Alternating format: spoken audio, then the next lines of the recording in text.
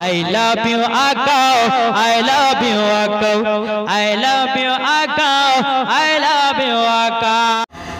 मुस्तफा का प्यारा है, फातिमा का शहजादा। सुभान अल्लाह बोलो, जोड़े बोलूं तो। मुस्तफा का प्यारा प्यारा प्यारा प्यारा है, मुस्तफा का प्यारा है, मुस्तफा का प्यारा प्यारा है, फातिमा का शहजादा। আরেকটু জোরে হবে, ভালো লাগতেছে কি? বলবো পুরাটাই বলবো। মুস্তফা কা প্যারা है,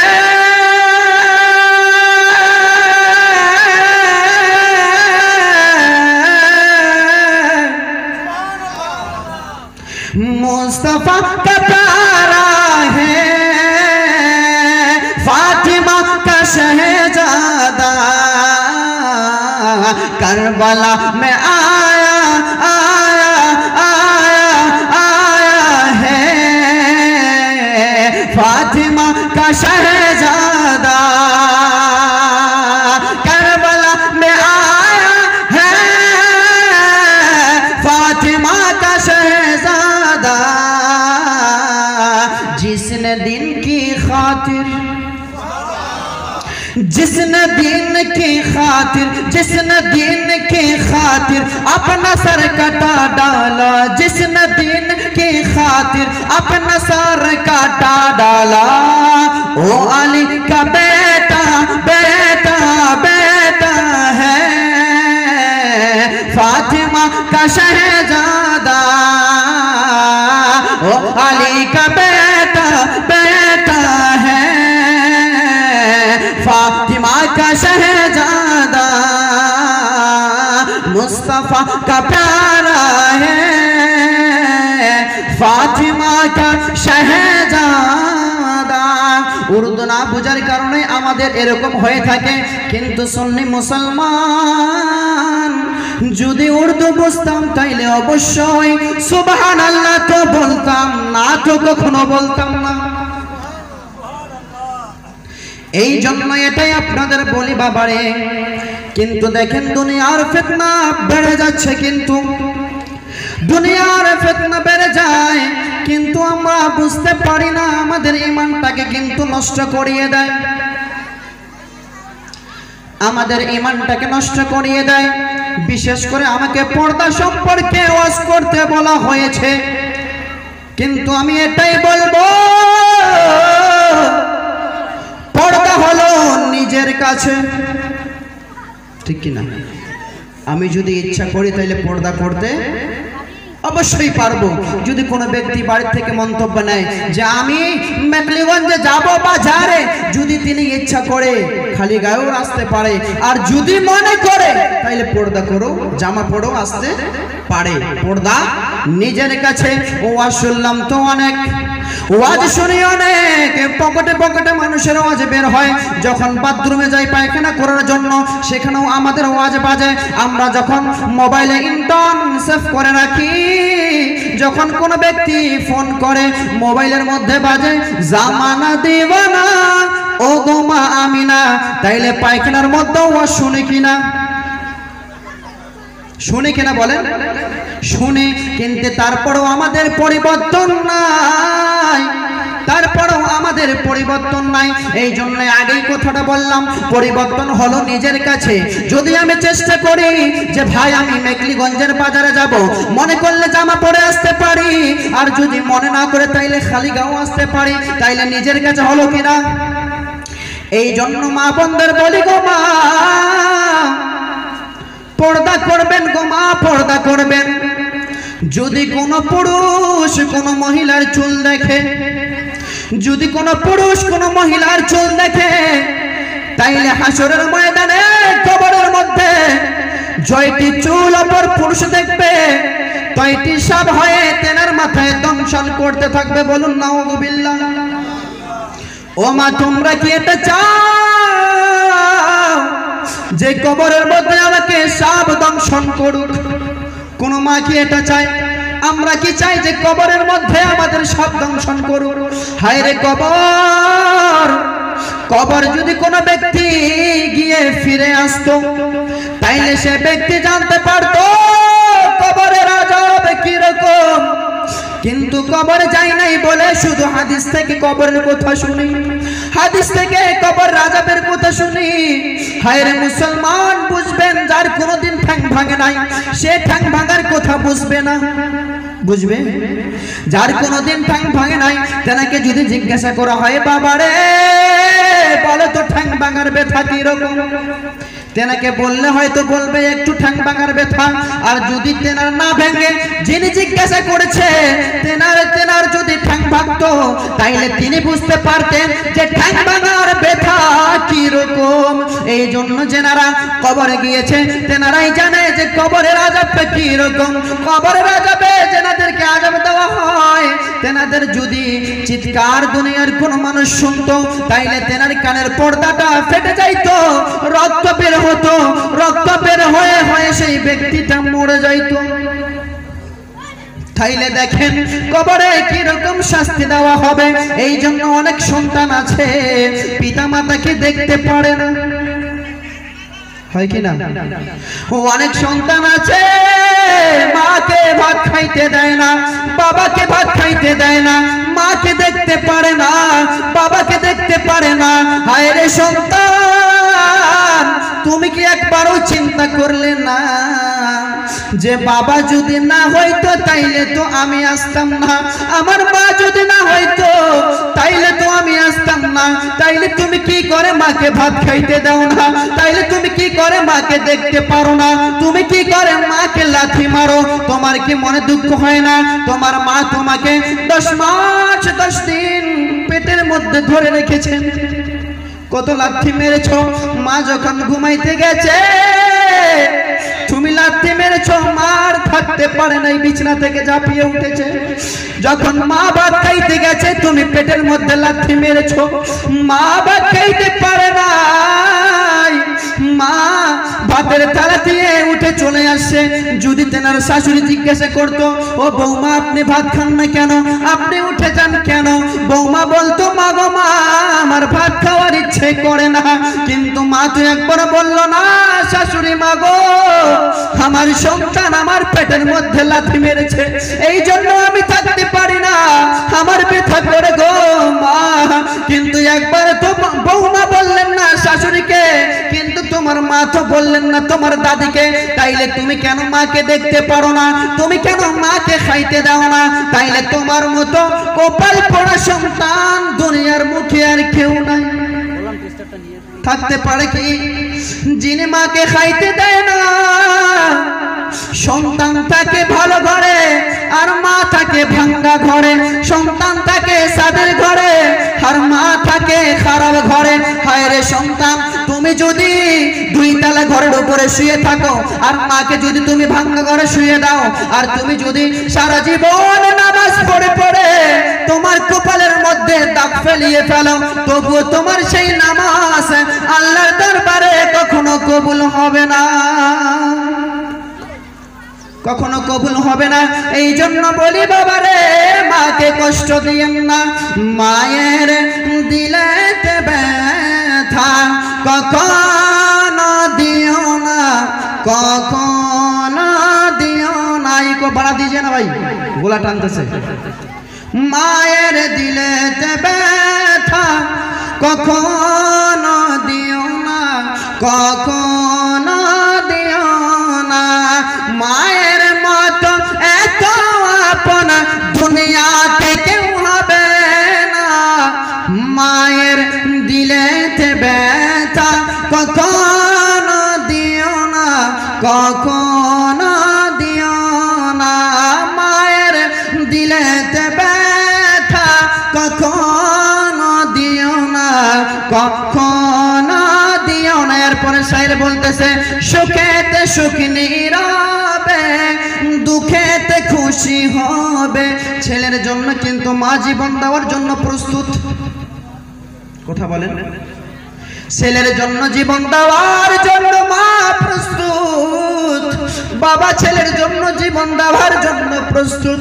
যদি তোমার যদি বিবি তোমার জন্য জীবন না দেয়, আর তোমার মাকে যদি গিয়ে বলা হয় মা গো তোমার সন্তানের জন্য তোমাকে জীবন দেওয়ার জন্য বলা হয়েছে, তাইলে সেই মা বলবে তেনার স্ত্রী না দিতে পারে যেই সন্তানকে আমি 10 মাস 10 দিন গর্ভে ধারণ করেছি, সেই সন্তানের জন্য আমি জীবন কেন রে গর্দানটাও দিতে পারি। ভুল বললাম কি? ভালো লাগতেছে ওয়াজ? চলবে চলবে? ভাই বাইরে দাঁড়াইছে না, ভিতরে এসে বসুন না, বাইরে না দাঁড়িয়ে ভিতরে এসে বসুন। এই জন্য বলি বাবা রে, ও বাবা, মাকে কখনো কষ্ট দিয়েন না। মাকে কষ্ট দিলে আমার আল্লাহ সহে না। আপনি যদি আল্লাহকে পেতে চান, আপনাকে রসুল মানতে হবে কিনা?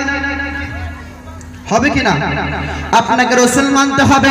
আপনি যদি আল্লাহকে পেতে চান তাইলে রসুল মানতে হবে, আর রসুলকে যদি মানতে চান তাইলে পিতা মাতাকে মানতে হবে। যদি রসুলকে মানতে চান তাইলে পিতা মাতাকে মানতে হবে। এই জন্য বলি বাবা, যেনারা মাকে ভালোবাসে, মাকে মহব্বত করে, যখন এই মার কথা শুনে, যার মা নাই, যার বাবা নাই, দুনিয়ার বুক থেকে চলে গিয়েছে, তেনার চোখ থেকে অটোমেটিক পানি পড়ে কিনা? যার মা নাই, যার বাবা নাই, সে জানে মা না থাকার কি জ্বালা রে বাবা। যার বাবা নাই, সে জানে বাবা না থাকার কি জ্বালা। ছেলে যদি কোথাও যায়, মায়ের মনে শান্তি নাই। ছেলে যদি কোথাও চলে যায়, মা ঘুমায় না রাতে, মা ঘুমায় না। মা সারা রাত বিছানার মধ্যে থাকে যে আমার বাবা কখন আসবে, আমার বাবা অমুক জায়গায় গেছে। কিন্তু বাবা মাকে তো ঘুমাইতে বলে, কিন্তু মা ঘুমায় না। মা বলে স্বামী গো, আমার সন্তান অমুক জায়গায় গেছে, আমার সন্তান কেমন আছে আমি জানি না, আমার সন্তান কখন আসবে আমি জানি না, আমার সন্তানের বিপদ হয় নাকি, এই জন্য আমি শুইতে পারবো না যতক্ষণ পর্যন্ত আমার সন্তান বাড়িতে আসবে না। কিন্তু বাবা তো ঘুমাইতে বলে, মা তো ঘুমায় না, আর বাবাও ঘুমায় না। সন্তানের জন্য মা সারা রাত বিছানায় কাটিয়ে দেয়, মা দুইটি চোখ এক জায়গায় করে না। এই জন্য তো আমার নবী মুস্তাফা বলেছেন যে মায়ের পায়ের নিচে হলো সন্তানের জান্নাত। সেই জান্নাতে যদি নিতে চাও তাইলে মার দামান ছাইরো না। সেই জান্নাতে যদি যেতে চাও তাইলে মার কথা কখনো ভুলে যেও না, মাকে কখনো কষ্ট দিও না। এই জন্য মাকে বলি গো মা, তোমরা পর্দা করে চলো, তোমাদের সন্তান আল্লাহ রাব্বুল আলামিন তাইলে তোমাদের নেক সন্তান দান করবে। ও মা, কখনো বেপরদায় বের হয়েন না গো মা। আপনারা যদি পর্দা করে চলেন, আপনারা যদি নামাজ আদা করেন, আপনারা যদি কোনো গান বাজানা শুনতে না যান, তাইলে যদি আপনারা ইবাদত করে আল্লাহর কাছে দোয়া করেন, তাইলে অবশ্যই আল্লাহ তোমাদের নেক সন্তান দান করবে। কিন্তু বর্তমান তো ডিজিটাল জামানা, বর্তমান তো রাস্তা দিয়ে চলা মুশকিল। এমন মেয়ে এমন পোশাক পরে, হাঁটুর উপরে পোশাক পরে।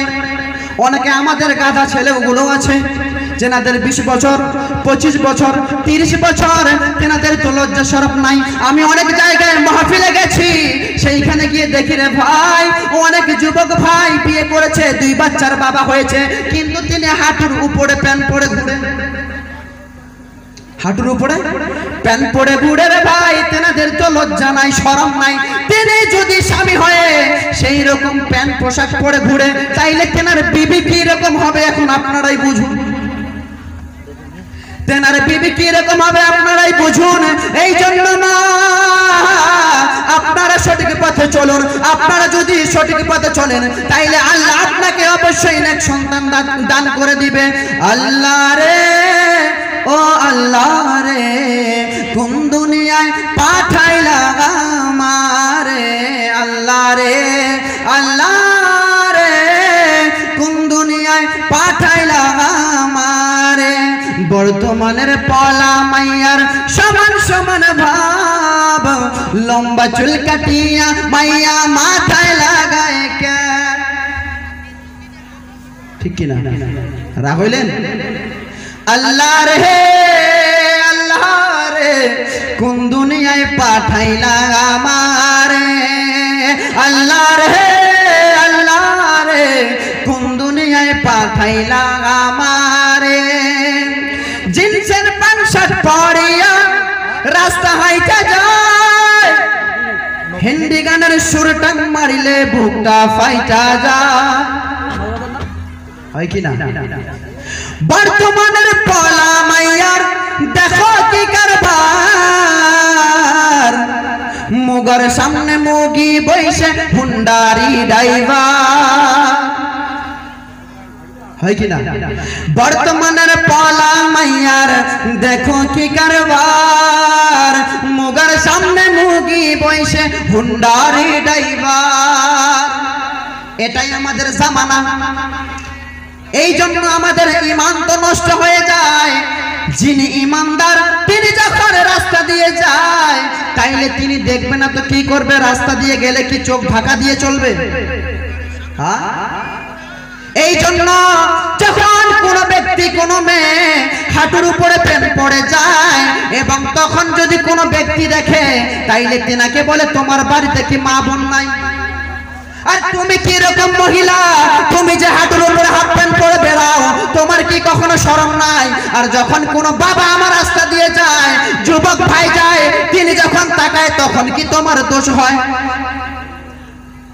তখন তাকালেই দোষ হয়। তাইলে তুমি যদি বোরখা পরে বের হইতে তাইলে তোমাকে সম্মান দিত, কিন্তু তুমি এমন বোরখা পরেছো যুবক তাকিয়ে আবার বেশি দেখে। এই জন্য বলবো গো মা, ও মা, এইরকম পর্দা করিয়েন না। এইরকম পর্দা করলে আমার আল্লাহ আপনাদের উপর গজব নাজিল করবে, ঠিক কি না? এই জন্য যা বললাম এটা আমল করার তৌফিক যেন আল্লাহ রাব্বুল আলামিন সকলকে দেয়। কিন্তু বিশেষ করে সুন্নি আলেম ওলামা যখন আমাদের স্টেজের মধ্যে বা যে কোনো মাহফিলের মধ্যে মিলাদ শুরু করে তখন কোন আয়াতটা দিয়ে মিলাদ শুরু করে? 22 পারা সূরা আহজাবের রুকু হলো 7, ইন্নাল্লাহা ওয়া মালাইকাতুহু ইউসাল্লুনা আলান নবী, পড়ে কিনা? সবাই বলুন পড়ে কিনা? পড়ে। আমরা সকলেই জানি, আমরা তো সুন্নি মুসলমান, সুন্নি মুসলমান। এই জন্য আমরা যখন দরুদ পড়ি, বর্তমান জামানায় অনেক ভাই বের হয়েছে আহলে হাদিস, বুকের উপরে হাত বাঁধে, তেনারা বলতেছে না দরুদ পড়া যাবে না, হয় কি না? হয় কি না? আমি তাদেরকে বলতে চাই, তোমার যদি পাওয়ার থাকে তাইলে ফরিদুল ইসলামের সাথে একবার বসে দেখো, দেখো তুমি মিলাদ শব্দ কোরআনে পাও না। আমি ফরিদুল ইসলাম তোমাকে দেখিয়ে দেব যে মিলাদ শব্দ কোরআনে আছে, কিন্তু মিলাদ আরবিটা কি তুমি সেটা একটু মানেটা দেখবে। মিলাদের আরবিটা কি সেটা একটু মানেটা দেখে নেবে। এই জন্য আমরা যখন সুন্নি আলেম ওলামা মিলাদ পড়ি তখন কি প্রথমে কি তেলাওয়াত করি? 22 পারা সূরা আহজাবের রুকু নম্বর হলো 7, ইন্নাল্লাহ, আমার আল্লাহ বলতেছেন নিশ্চয় আমি আল্লাহ, ধ্যান দিয়ে শুনবেন, তাদেরকে জবাব দিবেন, তাদেরকে জবাব দেওয়ার চেষ্টা করবেন। ইন্নাল্লাহা ওয়া মালাইকাতুহু, নিশ্চয় আল্লাহ বলতেছেন, নিশ্চয় এবং আমি এবং আমার ফেরেশতাগণ ইউসাল্লুনা আলান নবী, নবীর উপরে দরুদ পড়ি, নবীর উপরে দরুদ পড়ি। যখন আল্লাহ তাআলা বলতেছে যে আমি এবং আমার ফেরেশতাগণ আমার নবীর উপরে দরুদ পড়ি, এরপরে আমার আল্লাহ ডাক দিয়ে বলে ঈমানদার, ও আমার ঈমানদার বান্দারে, আমি তোমাদেরকেও বলতেছি ইয়া আইয়ুহাল্লাযীনা আমানু সাল্লু আলাইহি ওয়া সাল্লিমু তাসলিমা, ও ঈমানদার বান্দা আমিও দরুদ পড়ি, আমার ফেরেশতাও পড়ে। এই জন্য আমি তোমাদেরকে হুকুম দিলাম, যারা আল্লাহর প্রতি ঈমান এনেছো, রাসূলের প্রতি ঈমান এনেছো, যারা ঈমানদার, তোমরাও শুনে নাও, তোমরাও আমার নবী মুস্তাফার প্রতি দরুদ এবং সালাম পড়ো। কোরআনে আছে কিনা? তাইলে তো বেয়াদব দেখে না কোরআনে। আরে দেখবে কি, তিনি তো কোরআনই পড়তে পারে না, কোরআনের তরজমাই বোঝে না, কোরআনের মানেই বোঝে না। যদি বুঝতো তাইলে আমরা যেমন পেয়েছি 22 পারা সূরা আহজাব রুকু নাম্বার হলো 7, তাইলে তিনিও তো পাইতো। তিনি কেন পায় না? আমরা সুন্নি মুসলমান, আমাদের কাছে শয়তান কিন্তু বাসা বাঁধে নাই, আমাদের কাছে শয়তান কিন্তু বাসা বাঁধে নাই। কিন্তু যারা হলো নবীর দরুদের বিপক্ষে কথা বলে, তেনাদের অন্তরে শয়তান বাসা বেঁধেছে, এবং আমাদের অন্তরে শয়তান বাসা বেঁধে নাই বলে আমাদের মুখ থেকে বের হয় যে মিলাদ পড়া যাবে, মিলাদ হলো সওয়াবের কাজ, মিলাদ হলো মুস্তাহাব। এটা আমাদের মুখ থেকে বের হয়। যারা হলো দেওবন্দি এবং তেনারা বলে কেন যে মিলাদ পড়া যাবে না? তেনাদের অন্তরে শয়তান বাসা বেঁধেছে, বাসা বেঁধেছে বলে তেনাদের মুখ থেকে বের হয় যে মিলাদ পড়া যাবে না। আমি তাদেরকে মেসেজ দিতে চাই, রে ভাই, তোমরা শয়তানকে সরিয়ে দাও। আমরা যেরকম অন্তর থেকে শয়তানকে সরিয়ে দিয়েছি, তোমরাও শয়তানকে সরে দাও, তাইলে তোমাদের মুখ থেকেও বের হবে যে মিলাদ পড়া বেদাত নয়, মিলাদ পড়া হলো সওয়াবের কাজ। তাইলে শয়তানকে ভাগাতে হবে কিনা? হবে কিনা বলেন তো? নারে তাকবীর, নারে রিসালাত, মাসলাকে আলা হযরত জিন্দাবাদ। তাইলে আমাদের অন্তর থেকে যেরকম শয়তানকে ভাগিয়ে দিয়েছি, তেনাদের অন্তর থেকেও শয়তানকে ভাগায়, তাইলে তেনারাও বলবে, রে ভাই, আমরাও খুঁজে পেয়েছি যে কোরআনের মধ্যে মিলাদ আছে, কিন্তু আল্লাহ তো কোরআনুল কারীমটা আমার নবীর উপরে নাজিল করেছে, আল্লাহ তো কোরআনটা আমার নবীর উপরে নাজিল করেছে, কিন্তু আল্লাহ বান্দাকে নামাজের হুকুম দিয়েছেন, রোজার হুকুম দিয়েছেন, হজের হুকুম দিয়েছেন, কিন্তু আল্লাহ তো একবার বলে নাই, রে বান্দা, আমি নামাজ পড়ো, আমি নামাজ পড়ি, তোমরাও নামাজ পড়ো, আমি রোজা রাখি, তোমরাও রোজা রাখো, আমি হজ করি, তোমরা হজ করো। কোরআনে তো আল্লাহ এরকম কথা বলে নাই, কিন্তু আল্লাহ শুধু হুকুম করেছে। আল্লাহর সাথে আমাদের তো কথার মিল নাই। কিন্তু হ্যাঁ, সুন্নি মুসলমান, আল্লাহ তো যেমন মানুষকে যেরকম রিজিক দেয়, আমরা তো রিজিক দিতে পারি না। আল্লাহ যেমন মানুষকে মৃত্যু দান করে, আমরা তো মৃত্যু দান করতে পারি কি?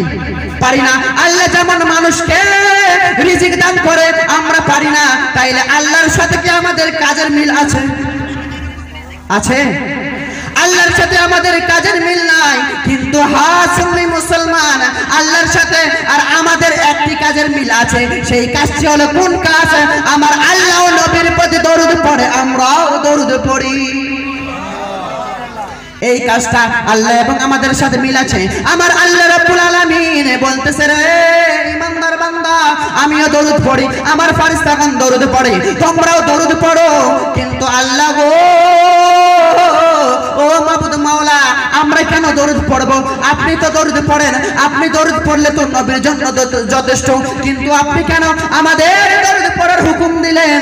কিন্তু আল্লাহ রাব্বুল আলামিনকে যদি প্রশ্ন করা হয়, তাইলে আল্লাহ রাব্বুল আলামিন নিশ্চয় বলবে, আল্লাহ তাআলা কোরআনে বলে দিয়েছেন। এবং আপনাদের একটা উদাহরণ দেই, তাহলে শুনুন। কোন আল্লাহ যেমন বলতেছে যে আমার কোনো সন্তান নাই, আমার কোনো বিবি নাই, আমার কোনো বাচ্চা নাই, যেমন আপনি সূরা ইখলাস খুলে দেখুন, তাইলে কোরআনের তরজমা বুঝে যাবেন। তাইলে আল্লাহ রাব্বুল আলামিন কারো কাছে জন্ম নেয় নাই, আল্লাহ রাব্বুল আলামিন কাউকে জন্ম দেয় নাই। সূরা ইখলাস খুলে দেখুন, তাইলে আপনারা বুঝতে পারবেন। কিন্তু আমার আল্লাহ রাব্বুল আলামিনের বেটা নাই, বেটি নাই, আল্লাহ কাউকে বিয়ে করে নাই, আল্লাহকে কেউ বিয়ে করে নাই, এবং আল্লাহ কাউকে জন্ম দেয় নাই, এবং আল্লাহ রাব্বুল আলামিনকে কেউ জন্ম দেয় নাই। এবং যখন আমার আল্লাহ রাব্বুল আলামিন, আমার আল্লাহ তাআলার, আল্লাহ রাব্বুল আলামিন আমাদেরকে দরুদ পড়ার হুকুম দিলেন, আল্লাহ তাআলা আমাদের দরুদ পড়ার হুকুম দিলেন কেন? ও আল্লাহ, আপনি তো দরুদ পড়েন, তাইলে আমাদেরকে হুকুম দিলেন কেন? এবং দেখেন, আপনাদের একটা উদাহরণ দেই। যখন কোনো ভিখারি কারো বাড়িতে যখন ভিক্ষা করার জন্য যায়, এবং বাড়ির মালিককে যদি দেখে ভিখারি বলতে থাকে যে আল্লাহ গো, এই বাড়ির মালিকের উপর রহমত বর্ষিত করো, এই বাড়ির মালিকের উপর রহমত নাজিল করো, এই বাড়ির মালিকের অভাব অনটনকে দূর করে দাও, তেনার ধন সম্পদকে বাড়িয়ে দাও, এবং তেনার, ও আল্লাহ, তেনার সন্তানদের সুসন্তান নাকি ইনসান বানিয়ে দাও। যদি তেনার বাড়ির মালিকের সামনে গিয়ে এই রকম কথা বলে, তাইলে বাড়ির মালিক তেনাকে ভিক্ষা দিবে কিনা? জোরে বলেন। ভিক্ষা অবশ্যই দিবে। কেন? বাড়ির মালিক ভাববে আমার জন্য দোয়া করেছে, আমার অভাবের জন্য দোয়া করেছে, আমার যেন অভাব দূর হয় দোয়া করেছে, আমার সন্তানের জন্য দোয়া করেছে। কিন্তু নিশ্চয় বাড়ির মালিক আপনাকে ফিরিয়ে দিবে না, অবশ্যই ভিক্ষা দিবে। আমার আল্লাহ